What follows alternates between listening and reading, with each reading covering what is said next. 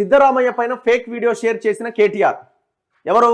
కర్ణాటక ముఖ్యమంత్రి సిద్ధరామయ్య పైన సోషల్ మీడియాలో వచ్చిన ఒక ఫేక్ వీడియోని కాబోయే ముఖ్యమంత్రి నేనే ముఖ్యమంత్రి అని ఒక షాడో సీఎంగా మొన్నటిదాకా వ్యవహరించిన కల్వకుంట్ల తారక రామారావు సోషల్ మీడియాలో షేర్ చేసిండండి. కనీసమైన ఆలోచన ఉండాలి కదా. గతంలో కూడా ఇదే తప్పు చేసిండు. ఎప్పుడు?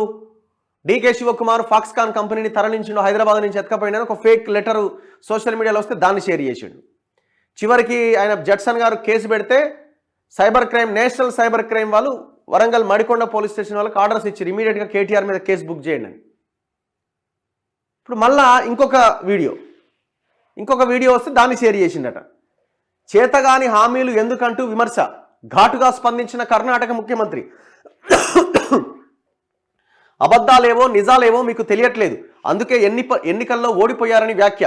కాంగ్రెస్ అబద్ధపు హామీలతో ఓడామన్న కేటీఆర్. కర్ణాటక ముఖ్యమంత్రి సిద్ధరామయ్య, బీఆర్ఎస్ కార్యనిర్వాహక అధ్యక్షుడు కేటీఆర్ మధ్య మంగళవారం ట్విట్టర్లో యుద్ధం కొనసాగింది. ఎన్నికల్లో ఇచ్చిన హామీలు అమలు చేయాలని ఉన్నా రాష్ట్ర ఆర్థిక పరిస్థితి సహకరించట్లేదని సీఎం సిద్ధరామయ్య అక్కడి అసెంబ్లీలో చెప్పినట్టుగా ఒక నకిలీ వీడియో సోషల్ మీడియాలో వైరల్ అవుతోంది. Fake video. తాను చెప్పని మాటలను చెప్పినట్టు fake video BJP IT cell సృష్టించిందని సిద్ధరామయ్య ఇప్పటికే మీడియాకు స్పష్టం చేశారు. ఈ విషయం తెలియని కేటీఆర్ తన దగ్గరకు వచ్చిన అదే వీడియోను ట్విట్టర్లో షేర్ చేశారు. ఎన్నికల హామీలు అమలు చేసేందుకు డబ్బులు లేవని అంటున్నారు. హామీల ప్రకటన ఇచ్చే ముందు ఆలోచించరా? తెలంగాణ భవిష్యత్తు కూడా ఇలాగే ఉండబోతుందా అంటూ ఫేక్ వీడియోతో పాటు కమెంట్లు పెట్టి సిద్ధరామయ్యను కడిగి పారేశారు. దీనిపై సిద్ధరామయ్య కూడా వెరీ ఇంట్రెస్టింగ్ కదా, ఏడుందో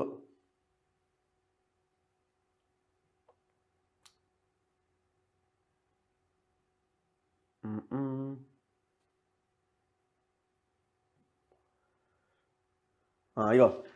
సిద్ధరామయ్య కూడా ఘాటుగానే స్పందించారు. అది ఫేక్ వీడియో అని గుర్తు చేశారు. కేటీఆర్, గత అసెంబ్లీ ఎన్నికల్లో మీ పార్టీ ఎందుకు ఓడిపోయిందో మీకు తెలుసా?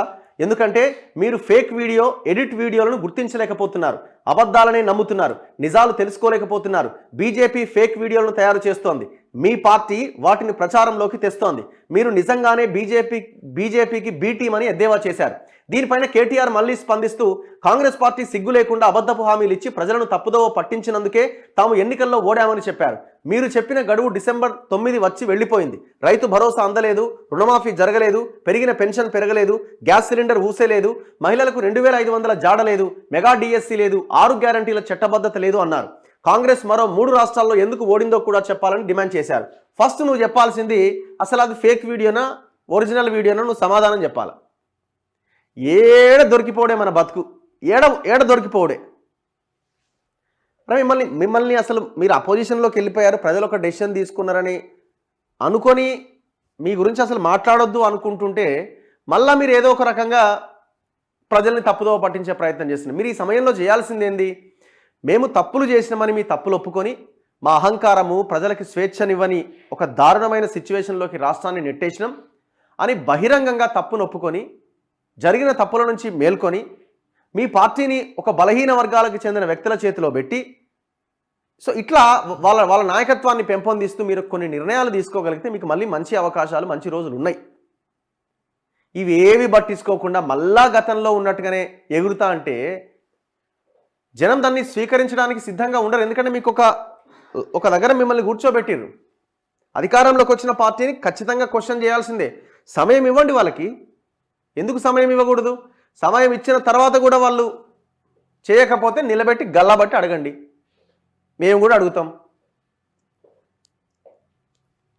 ఇప్పుడు అబద్ధపు హామీలు అని వీళ్ళు మాట్లాడుతున్నారు కదా. మీరు 2014, 2018 మేనిఫెస్టోలో మీరు ఇచ్చిన హామీలు 10 ఏళ్ల తర్వాత కూడా అమలు చేయలేగా. 10 ఏళ్ల తర్వాత కూడా ఇప్పుడు వాళ్ళు వచ్చి 15 నెల రోజులు కాకపోయా, మీరు 10 సంవత్సరాల తర్వాత కూడా మీరు అమలు చేయకపోతే